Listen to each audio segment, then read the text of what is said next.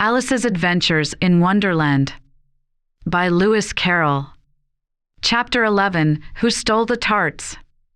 The King and Queen of Hearts were seated on their throne when they arrived, with a great crowd assembled about them, all sorts of little birds and beasts, as well as the whole pack of cards. The knave was standing before them, in chains, with a soldier on each side to guard him, and near the king was the white rabbit, with a trumpet in one hand, and a scroll of parchment in the other.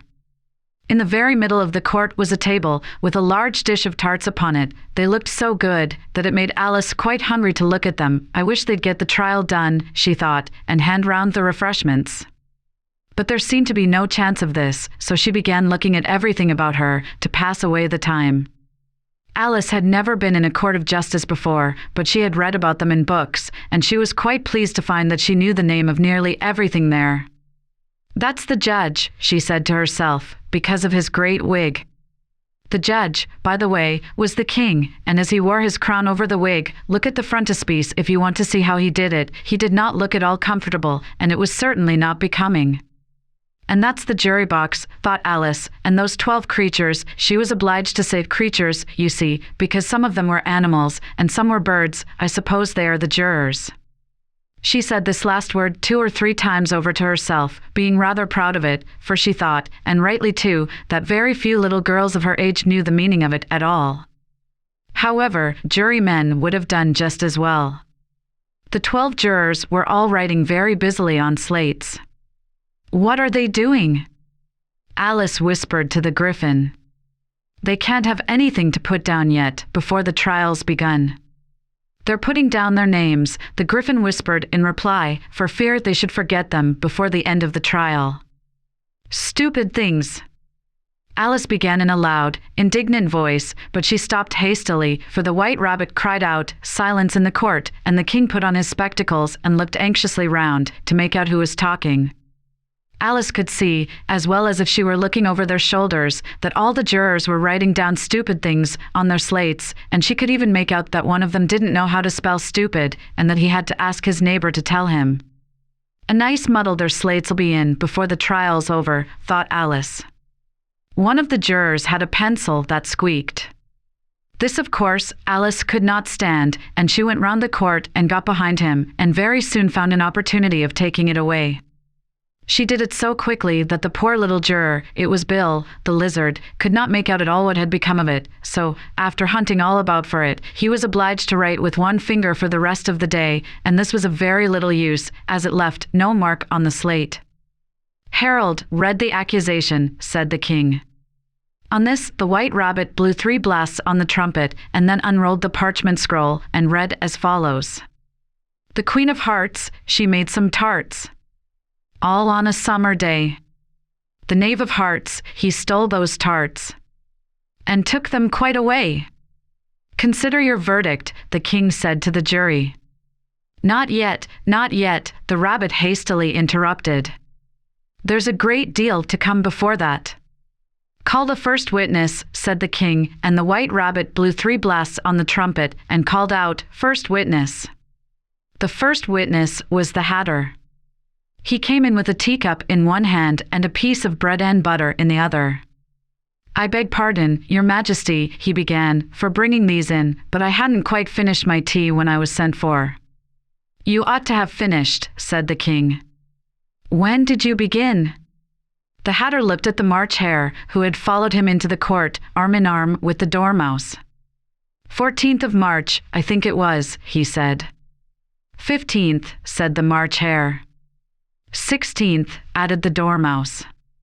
"Write that down," the king said to the jury, and the jury eagerly wrote down all 3 dates on their slates, and then added them up, and reduced the answer to shillings and pence. "Take off your hat," the king said to the Hatter. "It isn't mine," said the Hatter. "Stolen," the king exclaimed, turning to the jury, who instantly made a memorandum of the fact. "I keep them to sell," the Hatter added as an explanation. "I've none of my own. I'm a Hatter." Here the queen put on her spectacles and began staring at the Hatter, who turned pale and fidgeted. "Give your evidence," said the king, "and don't be nervous, or I'll have you executed on the spot." This did not seem to encourage the witness at all. He kept shifting from one foot to the other, looking uneasily at the Queen, and in his confusion he bit a large piece out of his teacup instead of the bread and butter.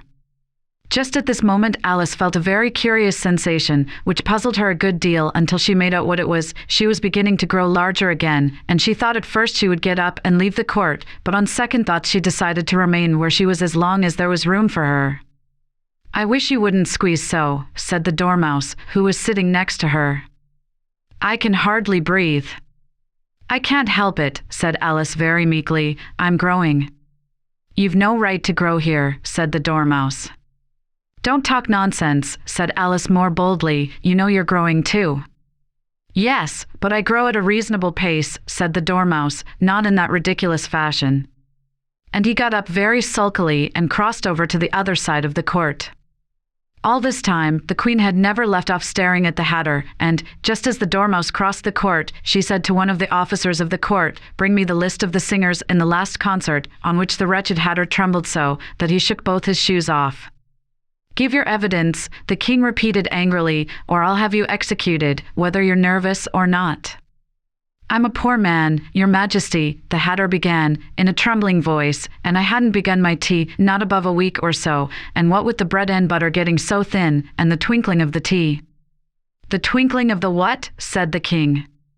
"It began with the tea," the Hatter replied. "Of course twinkling begins with a T," said the King sharply. "Do you take me for a dunce?" "Go on!" "I'm a poor man," the Hatter went on, "and most things twinkled after that, only the March Hare said." "I didn't," the March Hare interrupted in a great hurry. "You did," said the Hatter. "I deny it," said the March Hare. "He denies it," said the King. "Leave out that part." "Well, at any rate," the Dormouse said, the Hatter went on, looking anxiously round to see if he would deny it too, but the Dormouse denied nothing, being fast asleep. "After that," continued the Hatter, "I cut some more bread and butter." "But what did the Dormouse say?" one of the jury asked. "That I can't remember," said the Hatter. "You must remember," remarked the King, "or I'll have you executed." The miserable Hatter dropped his teacup and bread and butter, and went down on one knee. "I'm a poor man, Your Majesty," he began. "You're a very poor speaker," said the King.